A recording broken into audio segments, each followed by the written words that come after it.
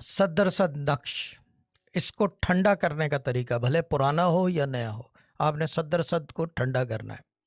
सबसे आसान तरीका, आप पाकिस्तान इंडिया में हैं, वहाँ मस्जिदें भी हैं, इमाम बाड़े भी हैं, और क्या कहते हैं सब मदारिस भी हैं, बहुत सारी चीज़ें, और वहाँ पे एक डब्बा लगा होता है कि आप डब्बे में जाके इसको कोई भी कुरान आयत के डब्बे के अंदर डाल दो, इसको बाकायदा रोल करके फोल्ड करके जाके कुरान आयत के डब्बे में डाल दें तो ठंडा हो गया। वो उनको पता है किस तरह करना है, कुरान का हिस्सा है ये, कुरान का हिस्सा है ये, सूरतों का बना हुआ है।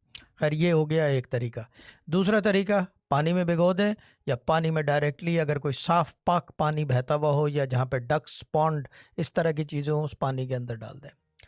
नाउ द जो जो मसला आ रहा है जिस चीज़ के ऊपर, वो आ रहा है दफन करने पे।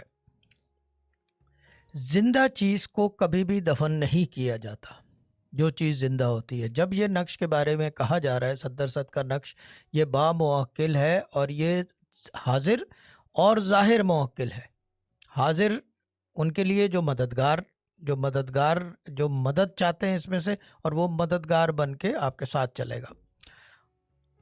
हाजिर वो हो गया। नाउ द ज़ाहिर, ज़ाहिर जो है, जो बेसिकली अहले नज़र हैं या साहिब नज़र हैं, जिनको बसारत है, खाली बसीरत नहीं है, बसीरत से सब देखते हैं, जिनको बसारत है उनको उसका मुवक्किल नज़र आएगा, लेकिन वो इस्तेमाल, वो एक अलग स्टोरी है। खैर, दफन जिंदा चीज़ को नहीं किया जाता। You can not bury alive, for burying the thing has to be dead, भले वो नक्श हो या इंसान हो या कोई जानवर हो, ज़िंदा दफन नहीं किया जाता।